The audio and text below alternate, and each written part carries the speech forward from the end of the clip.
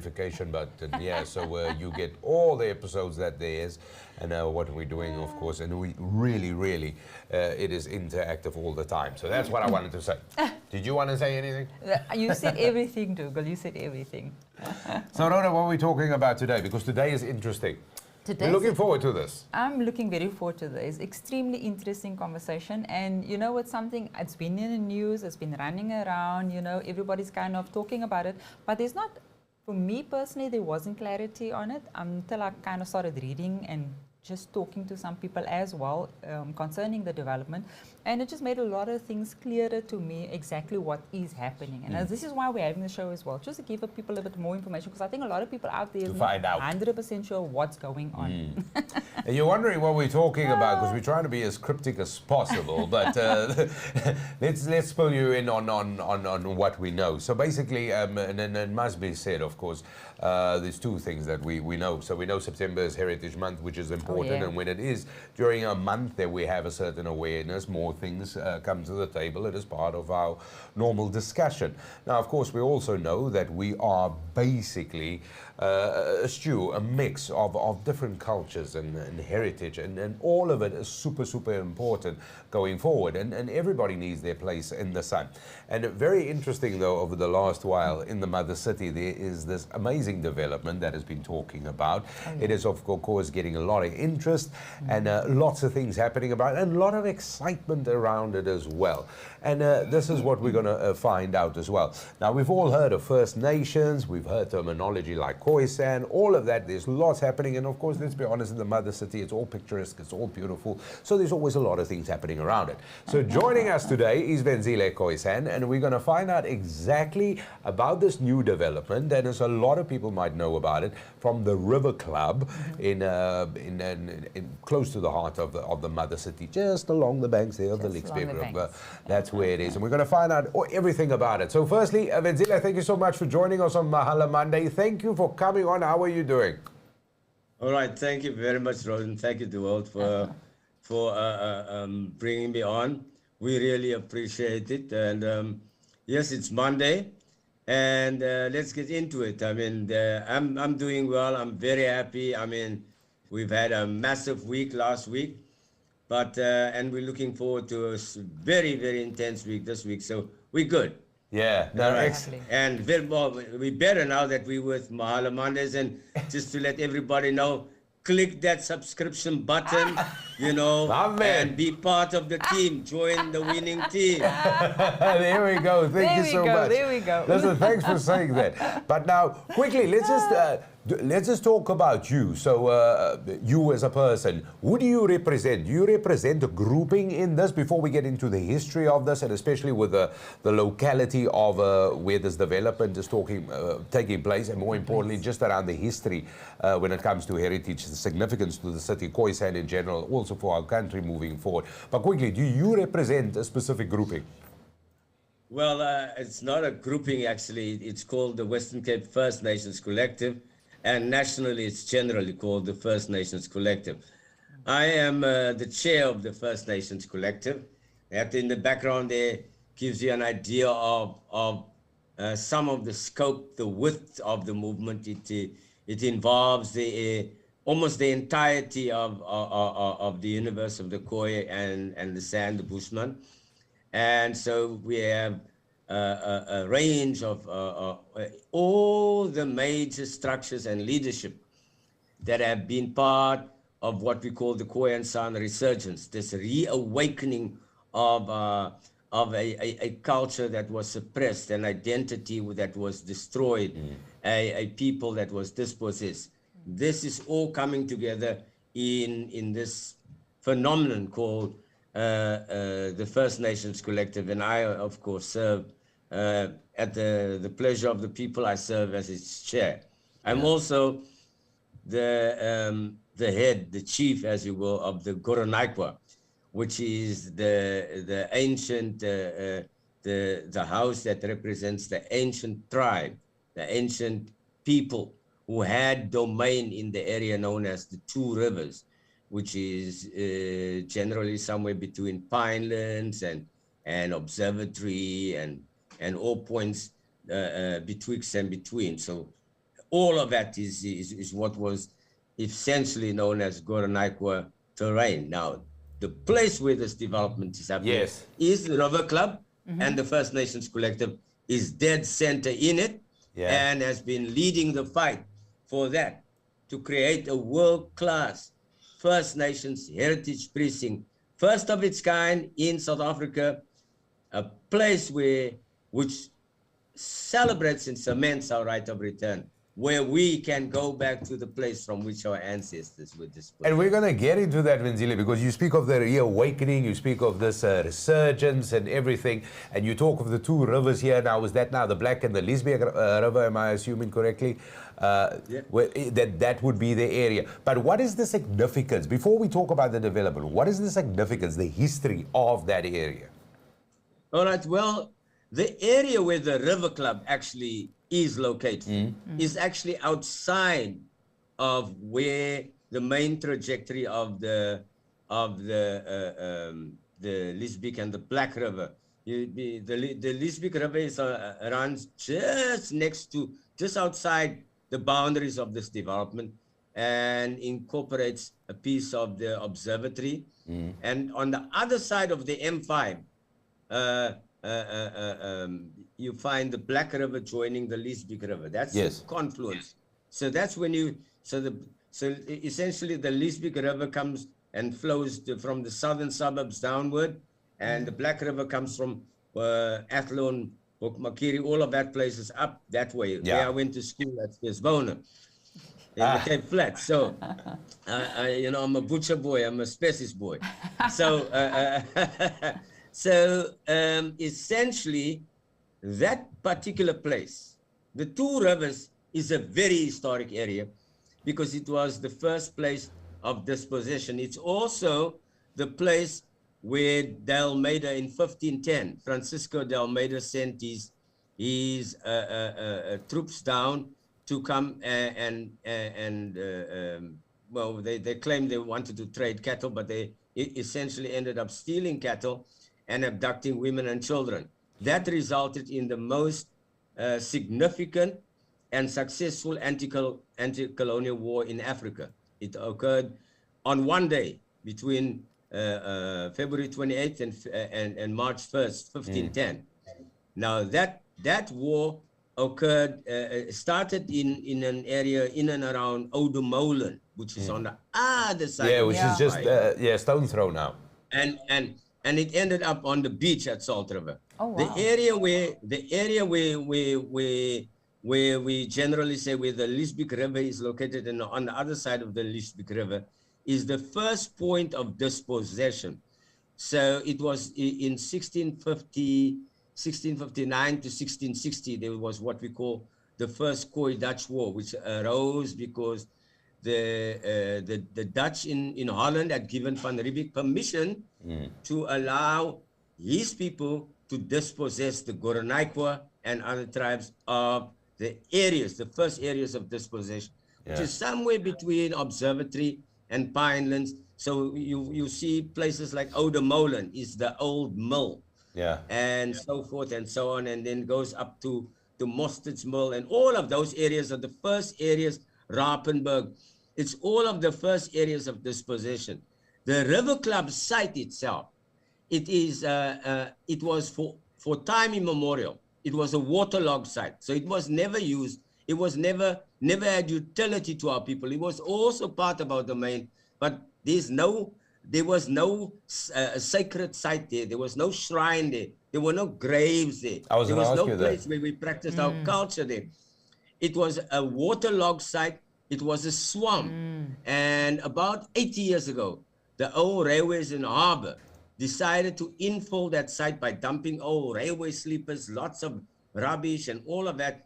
And then somehow just infilled the site. And then we had a whites-only Railways and Harbours Club, where the River Club is now. That old colonial building, you see, that is the old Railways and Harbours Club, where you and I would not have been able to go in the old days.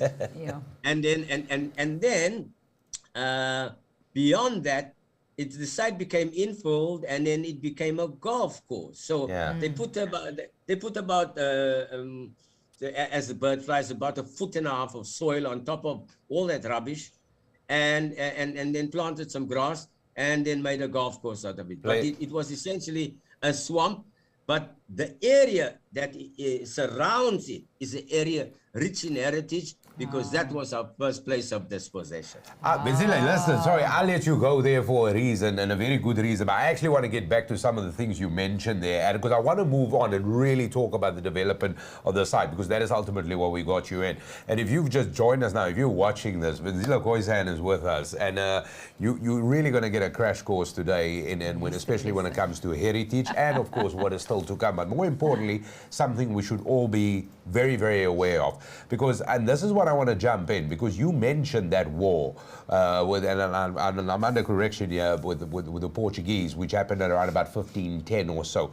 Now, of course, the world has been taught that in 1652 was the arrival of first people here too, but that was never the case. We were always here, there was always people here that arrived here. But I mean, this just stresses the point that led you into the conversation where you said that this is a culture, a group of people that has been diminished, written out of history completely, because that is not common knowledge.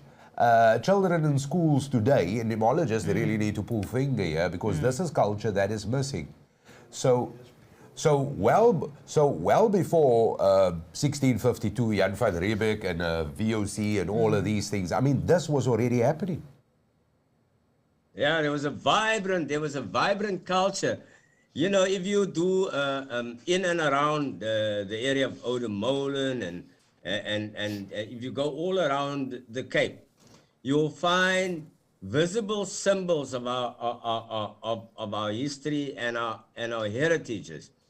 And that's one of the big things of why we're creating what we call a place of anchorage for our people to be able to practice and revive and reconnect with cultures that were lost, stolen, and strayed. Because as you correctly pointed out, much of the South African story, the reason why this country is unstable today, the reason why this country is a virtual tinderbox, a schizophrenic tinderbox, where you find jagged poles of people always contesting, all elements contesting, is because this country was founded on an unstable foundation. There's no cornerstone, and so the cornerstone of this country's history was written out of this country's history.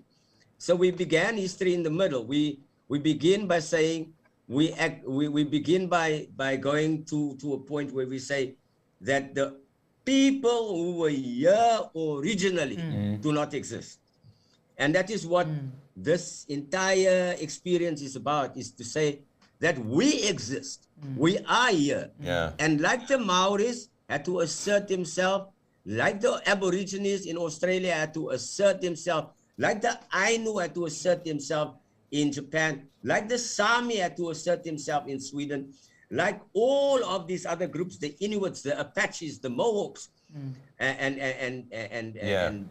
the Hopi and the Navajo, all of them had to assert themselves. We have asserted ourselves, but what we are doing beyond asserting themselves, because we can assert ourselves, we can march with placards and all of it, but if there's no place for us to go and really see the history that has been written out of history, to see the culture that people don't practice, if you want to be able to understand the medicines, the indigenous knowledge systems, then you can go to that place. It's the first place of its kind in the world where on this scale, and I mean, we're talking about on a scale that is completely in the industrialized world, where a culture that has been completely eviscerated, tramped below, underfoot,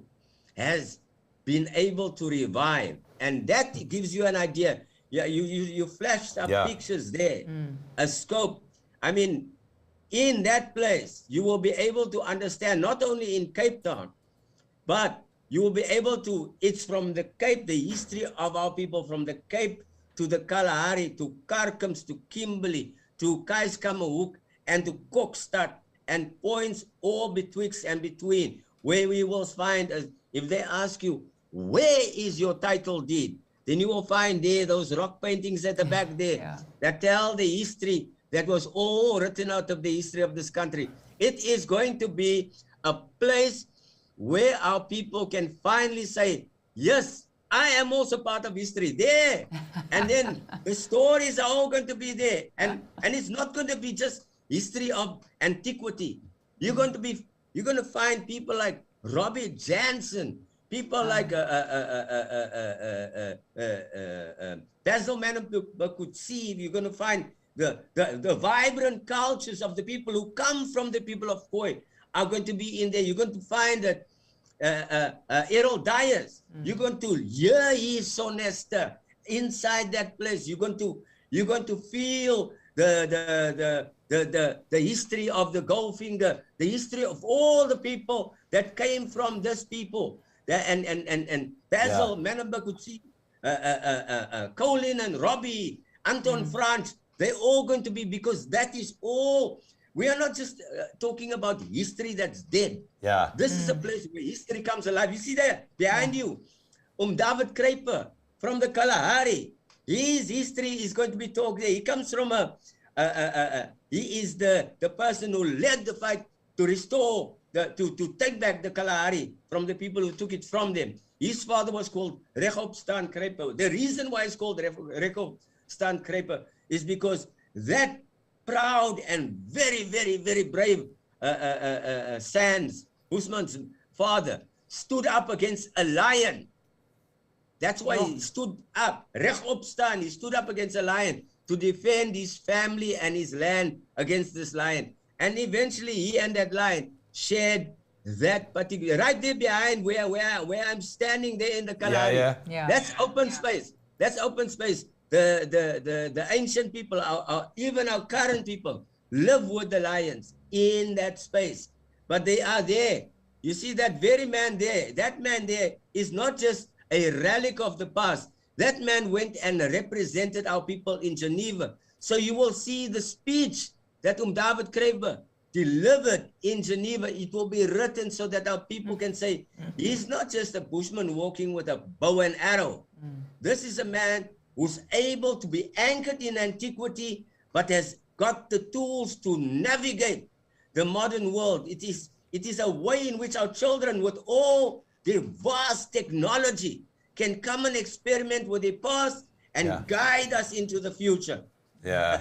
Listen, and we love just letting you go on, because we're going to move into the next phase, but you've given enough clarity and by default sort of covered a question, Venzile. So obviously now the development, I mean, this has been years in the planning, and I mean, everybody is looking forward to this, but this is the point we want to, so in terms of what has been communicated out and what people are aware of, there's a development coming that you absolutely speak so passionately about. And I mean, everybody, we're all licking our lips because the whole world wants to see this and experience this and be part of this. But there seems to be a snag here and there. And the snag basically speaks because there's been ground's been breaking, and then court cases came and people were saying, wait a minute, we weren't consulted, or groupings or civic organizations, because this is now also, and I mean, just to give a sort of general view, and as you have done, this is also being done, or where this development is taking place, this is also like a really prime real spot. I mean, this is really a fantastic area. And also not just the development and the purpose of the development, but also speaking to South Africa and our country and the city at large's current needs when it comes to affordable housing, making services and amenities more accessible for its citizens of the city. So then there was a court case, and now things have paused, or have they paused? Are we still going to get there? What is this court case all about? Please fill us in, because we all want to see this, and we don't want to see this being delayed any longer. All right, yes. Obviously, we do have detractors. Now, I have to point out that this development occurs because we refuse to participate in government's paper pushing. And What do you people mean? like myself, people like myself decided that we were tired of standing at the touchlines witnessing a game that we should be playing. We were tired of being pushed from pillar to post. I've been involved, many of us, many of the leadership and the structures that have been involved in this fight for this area have been involved in it for almost 30 years, 3 decades. And we grew tired of that. And we engaged the developer directly. Now, this developer has given us what this government and the governments preceding it have never been able to give us, okay? Which is our own place of anchorage. And that place of anchorage is set in a social accord in which the Khoi and the San will be able for the next 7 generations and 7 generations beyond and 7 generations thereafter, more than 1,000 years, have total control of their own space, legally enforceable. Nobody can, it's the only place in which which will only be under the control of the Khoi. No other grouping can come tell us what to do on that spot. There are detractors. There are people who feel that that this is a place of heritage. And now I am a heritage warrior. I'm saying they would like to have that place, which is a rundown, completely desolate piece of space where a couple of people can walk their dogs and where the elite can engage without engaging with our other people. Yeah. We say enough of that. We decided that, and so that some of the people who oppose us claim that that was a place at which the Battle of Goronaikwa occurred. Now, unless the Khoi were skin divers, and I seriously doubt that, because, I mean, there's nothing in our archaeology that shows that we did skin diving and that the Battle of Goronaikwa was fought underwater. It was fought on the shores of Salt River, literally where the N1 is located. Is where and where Pardon Island and Milnerton and those Pardon Island and somewhere between Pardon Island and Woodstock Beach. That is where the actual battle is said to have occurred in 1510. Not there. And I'm quickly going to the court case. So this is a court case. So some of these people came with false narratives. Then they say that some people were not consulted. Many of the people who are opposing us, they've been part of the process from day one, all of them. And I'm saying that the majority of us, the National Khoi and San Council, which comprises all the major tribes, all the major forces, has unanimously supported this development. The KCHDC, 32 tribes have supported this. All the Bushmen, the San, all the people from all over, all the structures, all the peninsular groupings have supported it. So what we're saying is, yes, there are 1 or 2 people who are detractors. Just because you objected doesn't mean that you didn't participate. You were fully consulted. You took a position to oppose the majority. And now we are proceeding. We're in court. But the court case is going to be resolved soon. We are confident. Venzela, sorry, just to get in there. So why would you be detracting when there's the common good, the greater good that is at stake here?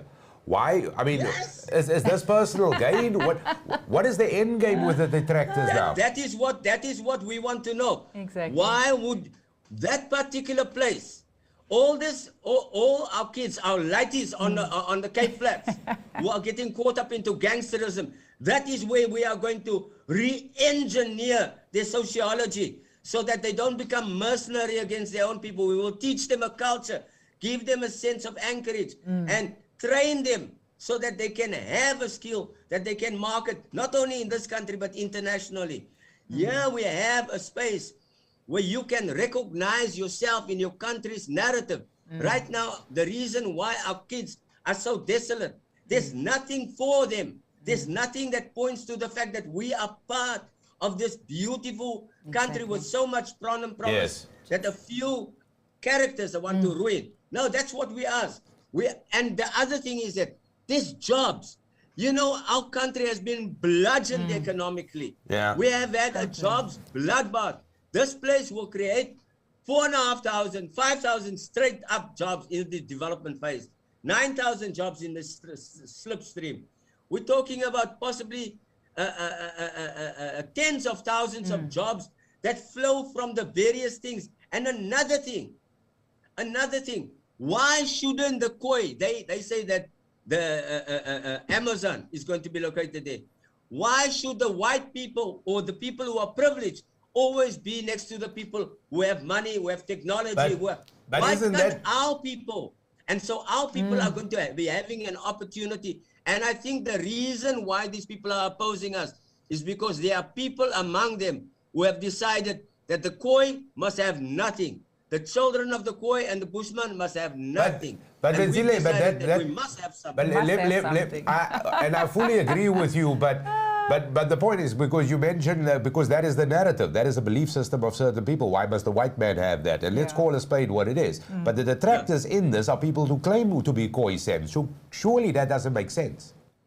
Okay, now let me go through. Many of the people who were even part of those detractors have joined us.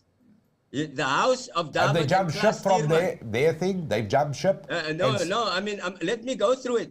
There are people, they claim that Petrus Valboy and Oma Katrina, that's Oma Katrina's people there, sitting in the center there of that photo.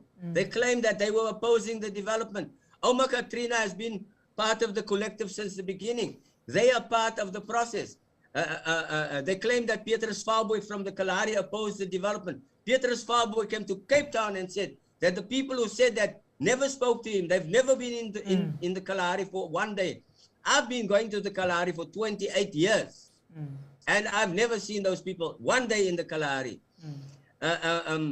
Many of the people who are not even claiming to be that they claim are part of them have actually joined the collective. The collective comprises people that have substance, people that care for their people. So if there are one or two people who say that they don't want the development to occur there, we ask them, why didn't you stop the building of the docks?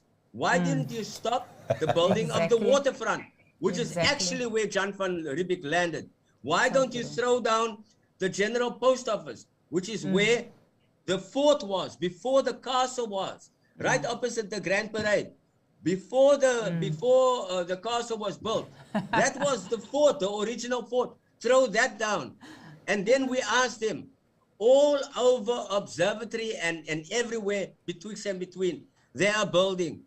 Why are they so concerned about that little spot? The other thing is that these people talk about the river, but you will never find them coming to clean up the river by Bokmakiri. I was By going to Jan ask Smuts. you, because that By river Jan is Smuts. it's It's polluted. as if only their part of the river is, they won't go clean up the river by retreat. This developer, at the cost of tens of millions, which the city and the province and the national government has failed to do for 30 years, the developer is going to clean up that river and indigenize it. And the other part of it is that that place is going to be a safe place for families to come to, because only 35% will have a built footprint. All right. 65% of it will be public open space where you can come for free and come and have your picnic basket with your children, walk through, go Let's look say at the Khoi paintings and all of those things, Yeah. and Experience. enjoy in safety. Yeah, Exactly. I've got 3 questions. Sorry, because I know Rhoda is itching to ask a question, but I want to ask you don't this make it firstly. complex, yeah. Just for clarity. So, I mean, the land belonged to somebody.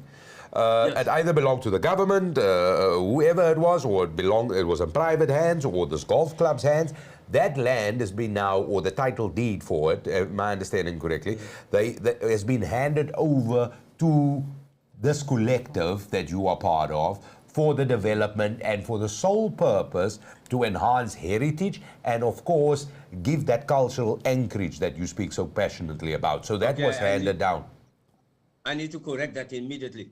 This government, we've been engaging them for 30 years to try to get all of that area, not only where the River Club is located, but that entire Two Rivers area under our control. What this government did, you know, Transnet is a parastatal of the South African government. Transnet sold this land to the developer. Okay. Okay. The developer put in a notice of intent to develop. Now then, we are supposed to go through a paper-pushing trail with this deal. We decided, listen, the Khoi can no longer wait, man. People, leaders like myself. So you went to the developer? We decided, let's engage the developer straight on. And I will tell you, this developer gave us an audience. And at this developer's own cost, that entire precinct is going to be built and handed over to us.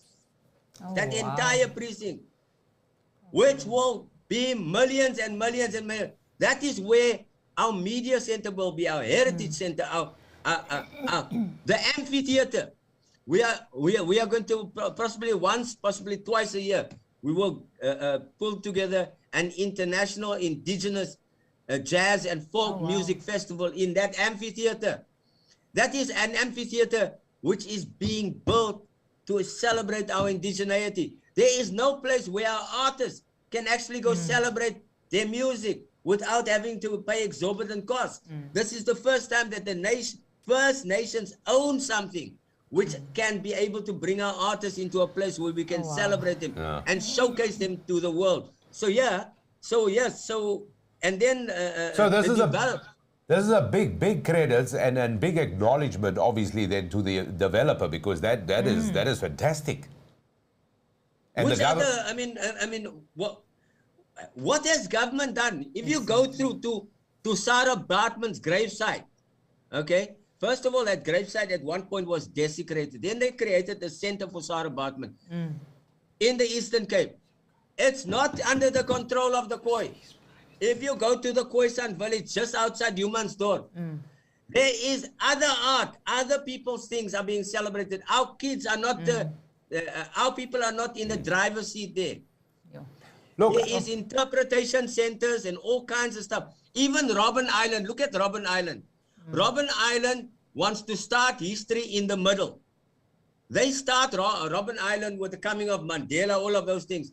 Before Mandela was there, Khoi descendants were there. Marcus Solomon was there. Dulcie September was there. That was the sedition trial before the Rauvonia trial.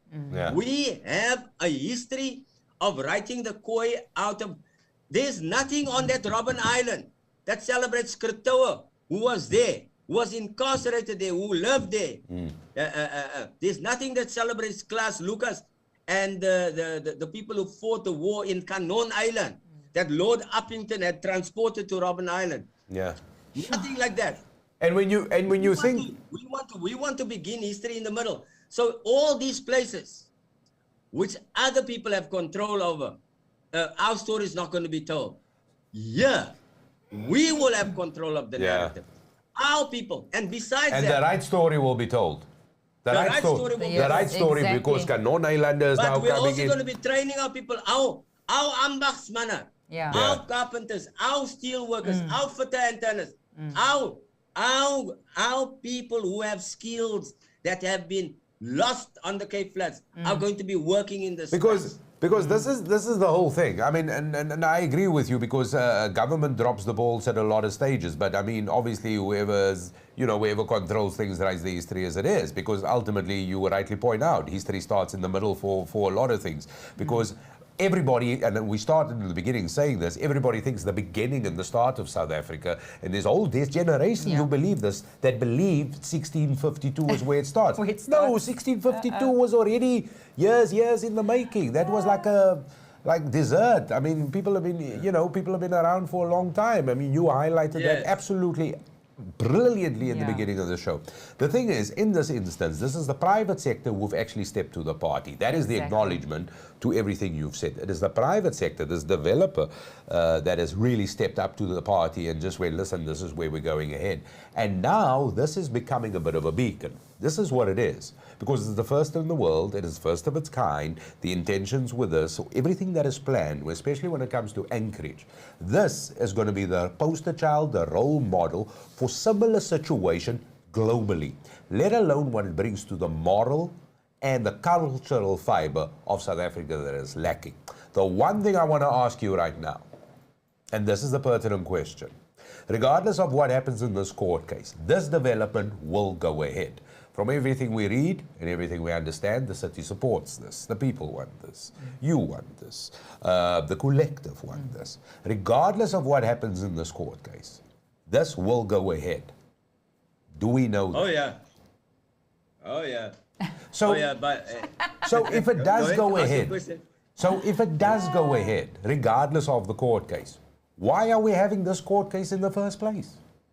Well, I mean, the people who brought the court case are having to answer for it, and as it showed in court the other day, the the Observatory Civic Association filed a notice to abide. They started the litigation, Wow. but now when we're fighting back, but now when they understand what bad litigation brings, they wanted to pull out. They filed a notice to abide. Inside the court case, the person, one of the people who led the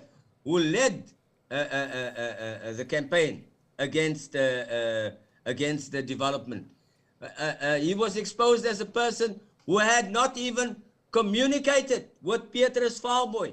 Petrus Valboy is declared by the National Heritage Council to be a living human treasure. Petrus Valboy's affidavit and Oma Katrina's affidavit who said that this person came and tried to get them to sign a document. There's a lot of things that has to be explained. And that's just a few. That's just a few. Our view of the court case is that we respected Judge Goliath's ruling to interdict. But there were other remedies in law. We approached the Supreme Court of Appeal for leave to appeal. We petitioned and we got leave to appeal. Now this matter is being deliberated by a full bench. And judgment is imminent. Our view is that, the sun shines on the Khoi. We are going to hold our own form of a Busman Lambada in that place. It is going to be. I want to be there. I want to be I there. also want to be there. Rhoda's got a couple of things he needs to get to. There's just a comment from Okay, Danal. And Danal is saying, looking forward to gaining some knowledge of South Africa heritage and read stories not always found profiled in the media. So there you go. So, this is perfect opportunity. yeah, and exactly what she's saying. And this is exactly what Yeah. you're touching on. It is that. The history. And especially when you put it so eloquently, like the history is in the middle. Yes. But on the situation, on this question, because it is one of those things where there's not a lot known. I've gone through history books because this is not the first time we've had this kind of discussion. And any history book, even in a grade 4 now, is, that's it. It's one page. One page is not enough. No. How do we advance that? Okay, no, good. What Rhoda raised and what you raised is very important. First of all, we're going to set up a world-class international indigenous media and communication center, where we are going to be broadcasting our own story to South Africa and to the world. We're going to link up our people in real time on the same scale as Al Jazeera and other news organizations. We're going to link people like Opa Petrus in the Kalahari to the elders of the Anomami in the Amazon jungles. We're going to link up an indigenous president like Evo Morales of Bolivia, with our leadership here, we're going to create an entire cadre of young people who will be able to be trained to go to our still surviving elders and be able to record. They will become the video and sound gatherers, where we will have there an archive where you'll be trained in indigenous knowledge. All those medicines that we say are called Dutch medicines, the Hollandse medicina. We are going to make it there because we're going to have our own indigenous garden where we are going to celebrate our indigenous knowledge systems, where all of those things are going to be practiced, where we are also going to have, once a month, we intend, once our precinct is there, to have our indigenous farmers and homecraft market and exposition. But you see, one of the big things about this, it's about experiential learning. It's about the fact that all the pieces that were taken out of the history books are going to be put in an easily accessible form. Many things will come as a result of this. We will have people who will be able to put out, like we already put out, First Nation News, Eerstenaars in this, Nimse Spoor. That is already where a core training program. It will be proliferated. We'll be able to put together indigenous radio, where on a daily basis people will be taught to speak Kaises, Kainkwas, Amase, Mirre, where you'll be able to say Ngamse, where Kaisechure, Kaisehare, where you'll be able to say Tuatama Kamske, which is Tuatama Kamske. This is not over. We are still continuing.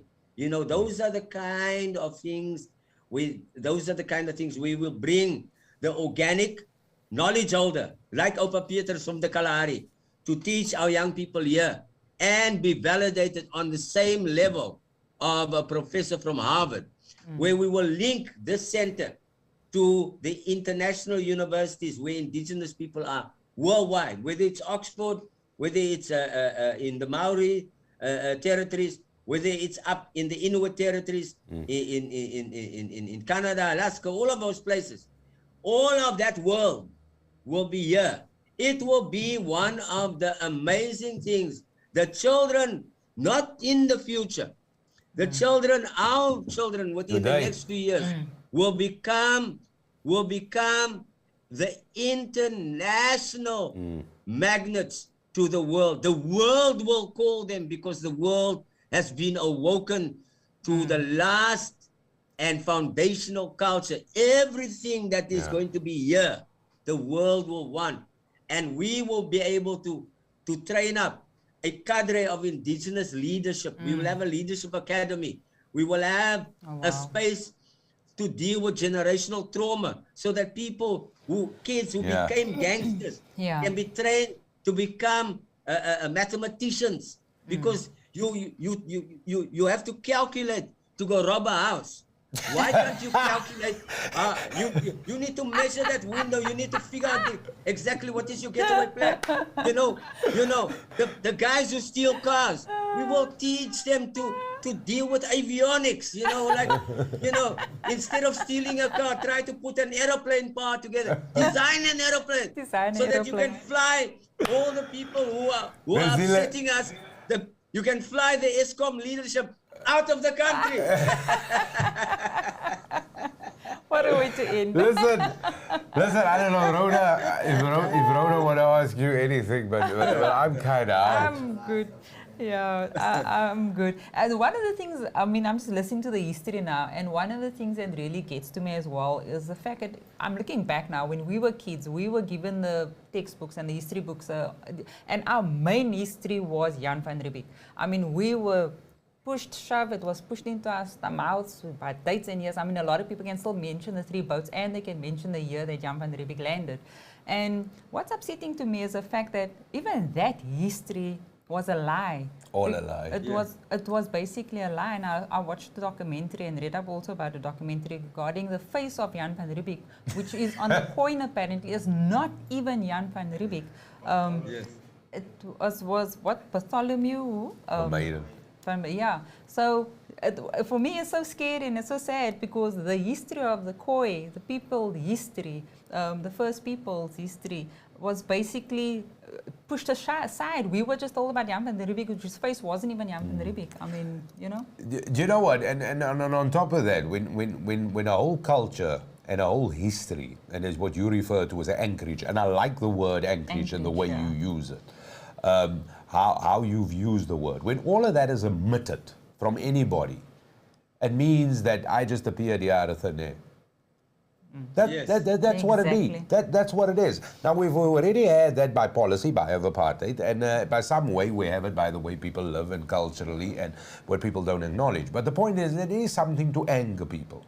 It is something, and then this is the thing, what people need to understand, that people are angry about it. Like you said, you literally got tired of waiting on the sidelines, waiting your turn, asking every day. You got tired, you skipped the government, you went into the private sector, to the developer. The developer went, well, what do you mean? And obviously got convinced and said no and agreed fully, which is brilliant. But all of this is unnecessary. And the point is, it is because of the good, not because you made a valid case. This all penned down to somebody who had a big heart, who understand the world, who had compassion, understanding. If the developer didn't have those abstract emotions, none of this would have ever happened, regardless of how good your argument is, if that is purely a business decision. This is the one thing, and what angers is that it has taken us so long to come here to get just the one thing, just the acknowledgement. That's what it's about. It is just the acknowledgement, the understanding. That boils down to a very simple word, and that's called humanity. Oh, yeah. Yes, when you don't have that, it's gone. Perfect. So true. And that's where we are. And that is what we, struggle is about restoring. Our struggle is for recognition. Restitution and restoration. We want to restore our people. Oh, yeah. And by the way, just to correct one element, that center there, that precinct, is a condition of development. The developer cannot build without building that. Ah. Oh, wow. Brilliant. So you must also think that, the Khoi can negotiate. Yeah.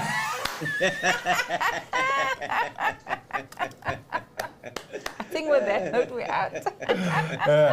Vezile, thank you so much for joining us today, and thank you. So, you know what, we went on a little bit later, and thank you very much for being patient with us and actually extending some more of your time. Sorry we didn't ask you during the interview, but for giving us a little bit of extra of your time. Thank you. We really, really appreciate that.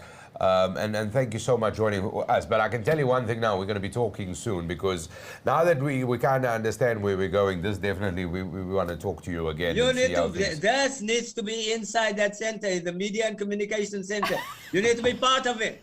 Well, you know how to get in touch with us. You are part of it, okay? You know how to get in touch with us. Thank you so much. Thank you so much for your time. Thank you for coming on. Thank you. Thank you. Thank you. Thank you. Vezile Khoi joining us today on Mahala Monday. We certainly got a perspective. And Rhoda, it is a big conversation. And sorry, we went over a little time, but it is definitely a watch. Because it is. It is. Oh, wow. In essence, we wanted to get a little bit of history of him. And I mean, I know we said we're going to talk about the development, but the development is immaterial because you need to understand the whole story, I suppose. And we touched on it. And just touching on it was like, we need to touch on it again. We need to touch on it again. The show. We're definitely going to have to talk to the producers. We're going to have to speak to it again. So much I have to ask now, so much. We didn't cover everything. I mean, we had such a major conversation before that time, and there was all these pointers went through.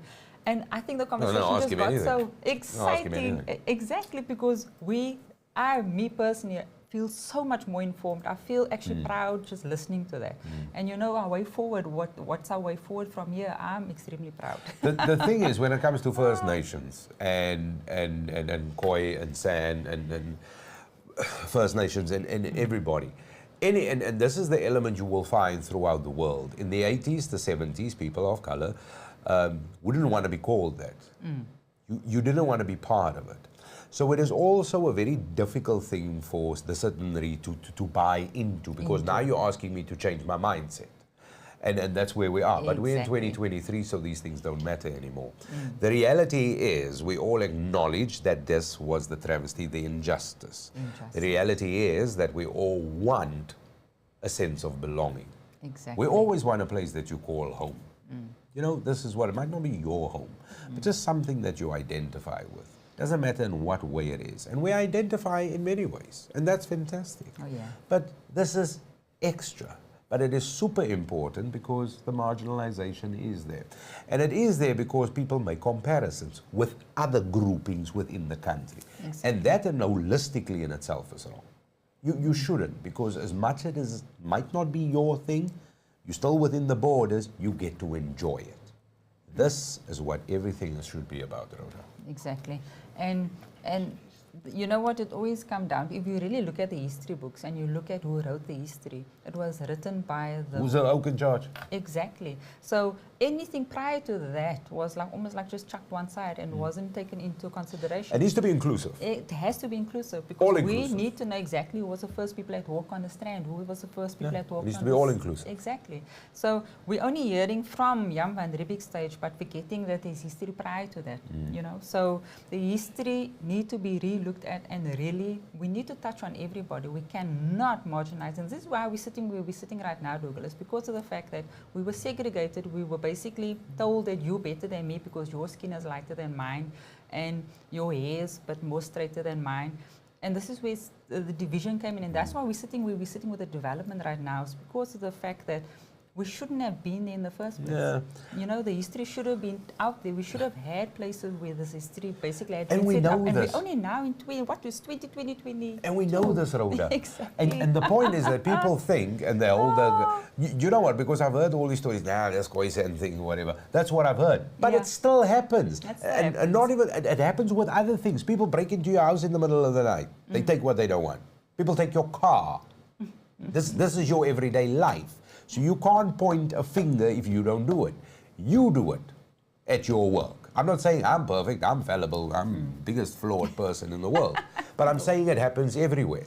And we're not just talking about a culture, we're talking about just how we are with each other. It needs to be all inclusive, it needs to be respected, it comes down to humanity. Now, I hope this development speeds up so we can all enjoy it. That will be the good start. If you want to detract from it, I still don't think it makes sense. And now that you've conceded the detraction, then what was the whole thing in the first place about? If it wasn't even yours to give away. Exactly. And this is what I'm talking about. It is silliness, because now none of that makes sense. None of it This makes whole sense. fight don't make sense. Exactly. So true. And that's the point. When does it make sense? I tell you what, let me know.